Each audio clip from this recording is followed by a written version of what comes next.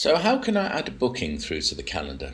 Well, there's two ways of doing this. You can either click on Add Booking on the top right here, or you can click a suitcase here in the Inventory tab. So for this example, I'm just going to click Add Booking. So we click on Add Booking, we're taken through to the guest reservation input area. And here we have the status. So this is how the booking will go in. It's usually default to confirmed. If we click on this, we can say it's only a request, or it's a new booking, or we're going to black it out. In other words, we're going to block the availability out. So for this instance, this is a new booking. We have the room, which I only have the one room here. The check-in, 27th of November, check-out, we'll do through to say the 30th of November. We have 2 adults. What we can do here, it's automatically done it, but we can calculate the room price.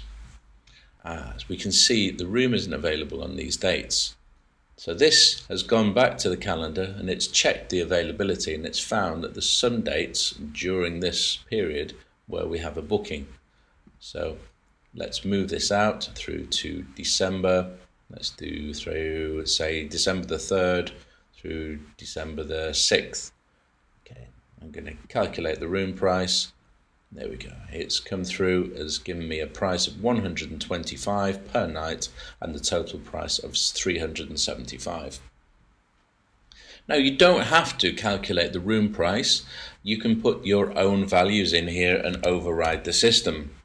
So I put this as 105 per night.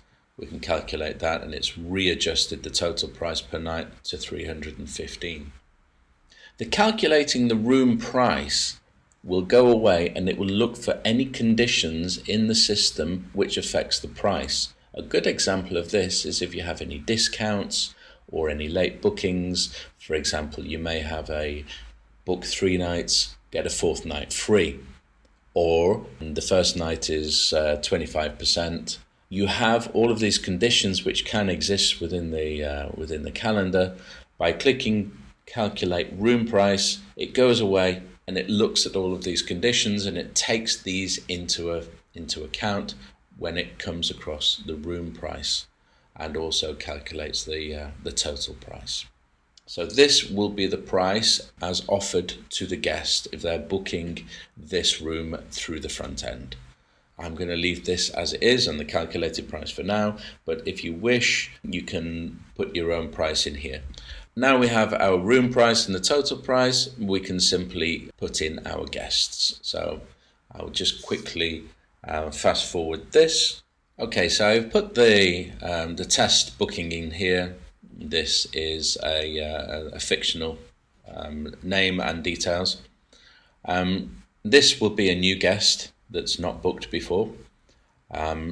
If it's a returning guest, we have an option under here where we can actually search for a previous guest. So if we have the guest logged and registered in the system already, we can just type or begin to type his first name or their first name in this box, and it will populate the rest of the fields.